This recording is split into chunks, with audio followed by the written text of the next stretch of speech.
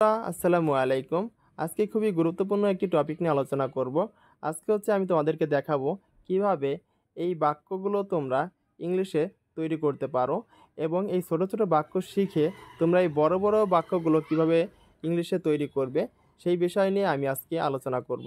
এর আগে আমার ইউটিউব চ্যানেলে আমি একটি ভিডিও আপলোড করছি ফ্রি হ্যান্ড রাইটিংয়ের উপর। যারা না দেখছো তারা দেখে আসতে পারো।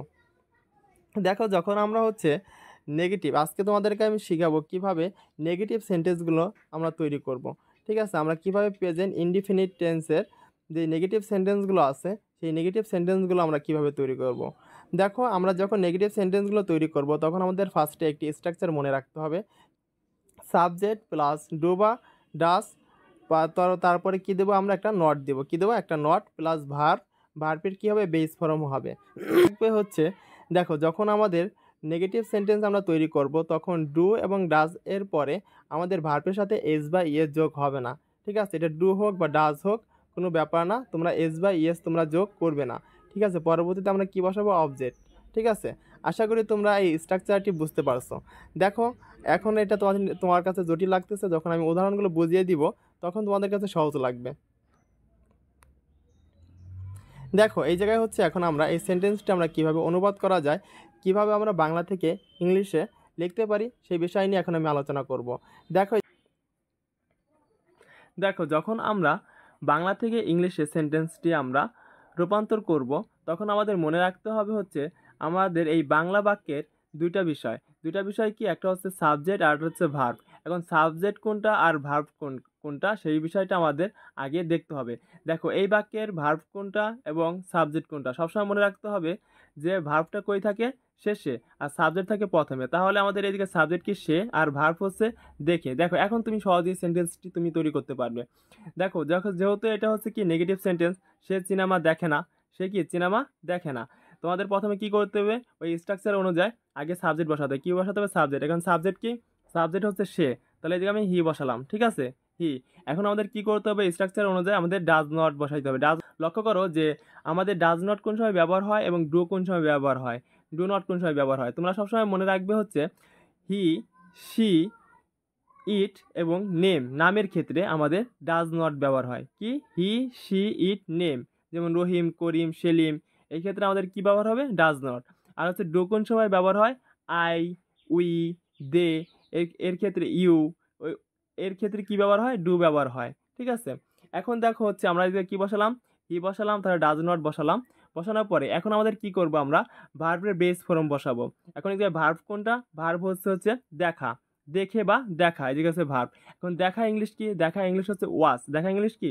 ওয়াজ। দেখা ইংলিশ ওয়াজ, বসালাম ওয়াজ। তাহলে এখানে বাকি থাকে কি? সিনেমা। তোমরা সবসময় মনে রাখবে যে আমাদের বাংলা বাক্যে সাবজেক্ট বসানোর পরে সবসময় আমরা এই বাংলা বাক্যের উল্টের দিক থেকে আমরা অনুবাদ করে আসবো। উল্টের দিক থেকে আমরা কি অনুবাদ করে আসবো?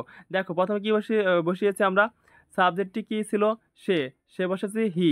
তারপরে কি আমরা স্ট্রাকচার অনুযায়ী ডাজ নট বসিয়েছি। বসানোর পরে আমরা কি করছি? দেখো, আমরা এই ভার্বটা, বাংলা বাক্যের এই ভার্বটা বসিয়েছি। ভার্বটা কি? ভার্বটি হচ্ছে দেখা। দেখা ইংলিশ কি? ওয়াজ। ওয়াজ হতে কি? দেখা। এখন আমাদের বাকি থাকে কি? সিনেমা। এদিকে বসিয়েছি সিনেমা। তাকে এখন আমরা কীভাবে বলবো? He does not watch movies. He does not watch movies. Say cinema দেখে না। সে কি? সিনেমা দেখে না। আশা করি তোমরা এই সেন্টেন্সটি বুঝতে পারছো। পরবর্তীতে দেখো, আমরা এই বড় সেন্টেন্সটি, দেখো তোমরা বলতে পারো যে ছোট সেন্টেন্সটি তো আমরা সহজেই পারলাম, কিন্তু বড় সেন্টেন্সগুলো আমরা কিভাবে তৈরি করব? দেখো, একই নিয়মে আমরা বড় সেন্টেন্সগুলো তৈরি করতে পারি।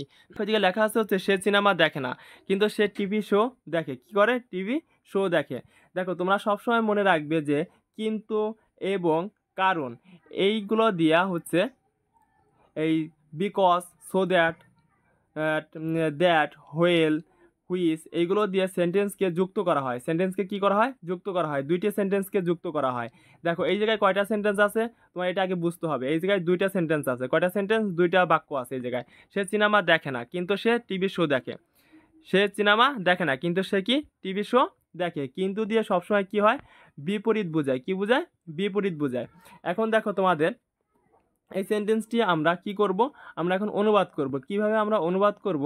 দেখো, এই জায়গায় সাবজেক্ট কি? এই বাক্যে সাবজেক্ট কি? সাবজেক্ট হচ্ছে সে, আর ভার্ব হচ্ছে দেখা বা দেখে। ঠিক আছে, ভার্ব। এখন এই সেন্টেন্সটি তো আমরা আগেই তৈরি করেছি যে he does not watch movies, say cinema দেখে না। কিন্তু দেখো এই কিন্তু ইংলিশ কি বাট, বাট অর্থ কি কিন্তু, বাট অর্থ কিন্তু, বসালাম বাট। ঠিক আছে, এখন দেখো পরবর্তীটা আমরা কিভাবে অনুবাদ করব। দেখো সে টিভি শো দেখে, কি করে সে টিভি শো দেখে। এখন দেখো খেয়াল করো তোমরা এই জায়গায় হচ্ছে কি এখন এখানে সাবজেক্ট কোনটা আর ভার্ব কোনটা, এখানে সাবজেক্ট হচ্ছে সে এবং দেখা কি আমাদের এদিকে ভার্ব। এখন খেয়াল করো এটা কিন্তু আর নেগেটিভ সেন্টেন্স নয়, এটা কিন্তু আমাদের অ্যাফার্মেটিভ সেন্টেন্স, সে টিভি শো দেখে। তাই এই জায়গায় কি আমাদের ডু নট বা ডাজ নট আমাদের বসানো যাবে না। এখন আমাদের কি করতে হবে, এই জায়গায় আমাদের অ্যাফার্মেটিভ সেন্টেন্স অনুযায়ী আমাদের করতে হবে। যারা অ্যাফার্মেটিভ সেন্টেন্স না পারো কীভাবে তৈরি করতে হয়, এর আগে আমি এর আগের ভিডিওতে আমি এই বিষয় নিয়ে আলোচনা করেছি। তোমরা যারা না দেখছো তারা আগের ভিডিওটা দেখে আসবে, তাহলে এই বিষয়টা তোমরা সহজেই বুঝতে পারবে। দেখো আমি এর আগের ভিডিওতে আমি বাট, বিকজ, অ্যান্ড এর নিয়মগুলো নিয়ে আলোচনা করেছি, তাই এই জায়গায় আমি বিস্তারিত আমি এই বিষয়গুলো নিয়ে আলোচনা করব না। এখন দেখো এই জায়গায় হচ্ছে হি, দেখো এই জায়গায় সাবজেক্ট কি সে, এখন সে এদিকে বসালাম হি।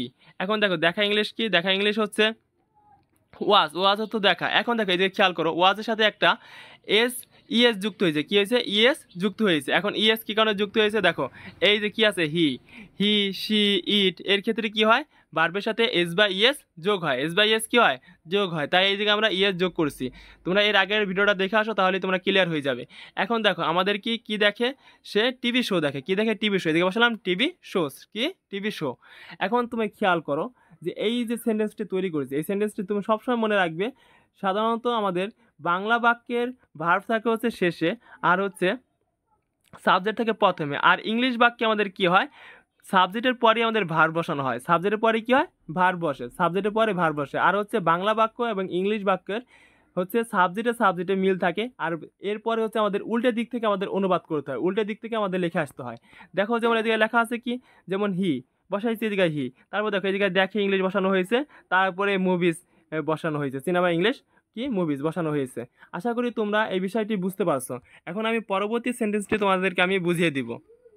দেখো এই জায়গায় লেখা আছে হচ্ছে তারা দুধ খায় না, তারা কি দুধ খায় না এবং দুধজাত পণ্য এড়িয়ে চলে, দুধজাত পণ্য কি এড়িয়ে চলে। এখন দেখো এই সেন্টেন্সটি আমি কিভাবে তৈরি করব। দেখো এই সেন্টেন্সটি তৈরি করার জন্য একই রুলস আমাদের, প্রথমে আমাদের মনে রাখতে হবে কি এই জায়গায় সাবজেক্ট কোনটা এবং ভার্ব কোনটা। এখানে সাবজেক্ট কোনটা, সাবজেক্ট হচ্ছে তারা, এখানে সাবজেক্ট কি তারা, আর হচ্ছে ভার্ব কোনটা খাওয়া, খাওয়া কি ভার্ব। এখন দেখো এর ক্ষেত্রে এনে সেন্টেন্স কি দেখো তো, এটা হচ্ছে একটি বড় সেন্টেন্স, এটা কি একটি বড় সেন্টেন্স। এই সেন্টেন্সটি দেখো এখানে দুইটা সেন্টেন্স আছে, কয়টা দুইটা আছে। দেখো এই এবং এর আগে দেখো এবং দিকে এই জায়গায় দুইটা সেন্টেন্সকে যুক্ত করা হয়েছে, কয়টা সেন্টেন্সকে দুইটা সেন্টেন্সকে যুক্ত করা হয়েছে। তাই আমাদের এই জায়গায় তুমি খেয়াল রাখবে যে ভার্বও দুইটা আছে। এখন দেখো এই জায়গায় খেয়াল করো যে তারা দুধ খায় না, এখন এই সেন্টেন্সটি আমি প্রথমে অনুবাদ করব। এখন দেখো তারা ইংলিশ কি দে অর্থ কি তারা, এখন খাওয়া ইংলিশ কি।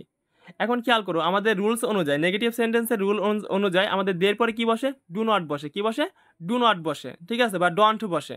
এখন দেখো খায় না, কি খায় না দুধ খায় না, এখন খাওয়া ইংলিশ কি, খাওয়া ইংলিশ হচ্ছে ইট, কিন্তু এই জায়গায় কি বসবে ড্রিঙ্ক বসবে, কি কারণে ড্রিঙ্ক বসবে, দেখো আমরা দুধের ক্ষেত্রে আমাদের পানি জাতীয় যে খাবারগুলো আছে সেই খাবারের আগে কি বসে ড্রিঙ্ক বসে, কি বসে ড্রিঙ্ক। এই জায়গায় পান করা থাকলে ভালো হতো, তারা দুধ পান করে না লিখলে বেশি ভালো হতো। যাক এটা ব্যাপার না, তারা দুধ খায় না, এটা কীভাবে বলবো they do not drink milk. এখন দেখো দুধ ইংলিশ কি মিল্ক, এটা কীভাবে বলবো they do not drink milk, তারা দুধ খায় না। এখন দেখো পরবর্তীতে দেখো লেখা আছে কি অ্যান্ড, অ্যান্ডটা কী কারণ হলো, দেখো এদিকে লেখা আছে এবং এর ইংলিশ কি অ্যান্ড, এদিকে কী বসাবো অ্যান্ড বসাবো। এখন দেখো দুধজাত পণ্য এড়িয়ে চলে, কি দুধজাত পণ্য এড়িয়ে চলে, কী হবে দুধজাত পণ্য এড়িয়ে চলে। এখন দেখো এই জায়গায় ভার্ব কোনটা, ভার্ব হচ্ছে এড়িয়ে চলা, ভার্ব হচ্ছে কি এড়িয়ে চলা। এখন এড়িয়ে চলা ইংলিশ কি অ্যাভয়েড, অ্যাভয়েড অর্থ কি এড়িয়ে চলা, অ্যাভয়েড অর্থ কি এড়িয়ে চলা মানে অবজ্ঞা করা, ঠিক আছে অবজ্ঞা করা। এখন দেখো এই জায়গায় দে বসিয়েছি কী কারণে, দেখো এই জায়গায় দে বসালেও হবে না বসালেও হবে, ঠিক আছে এই জায়গায় কি দে বসালেও হবে না বসালেও হবে। এখন দেখো এই জায়গায় হচ্ছে তারা দুধ খায় না, আর এই জায়গায় বলছে কি এবং দুধজাত পণ্য এড়িয়ে চলে। এখন দেখো এই জায়গায় যদি আমরা লিখতাম যে দেখো এই জায়গায় হচ্ছে আমাদের একজন সাবজেক্ট বসাবো, সাবজেক্টটা কি দেখো এই যে তারাই হচ্ছে সাবজেক্ট, তাই এই জায়গায় দে বসিয়েছি। কি বসিয়েছি? দে। এই দেটা না বসালেও হবে, কোনো সমস্যা নাই। পরবর্তীতে দেখো এই জায়গায় ভার্ব কোনটা? ভার্ব হচ্ছে এড়িয়ে চলা। এখন এড়িয়ে চলা ইংলিশ কি? এড়িয়ে চলা ইংলিশ হচ্ছে অ্যাভয়েড। অ্যাভয়েড অর্থ কি? এড়িয়ে চলা। বসাইছি অ্যাভয়েড। এখন কি এড়িয়ে চলে? দুধজাত পণ্য এড়িয়ে চলে। এখন দুধজাত পণ্য ইংলিশ কি? Milk products. মিল্ক প্রোডাক্টস অর্থ কি?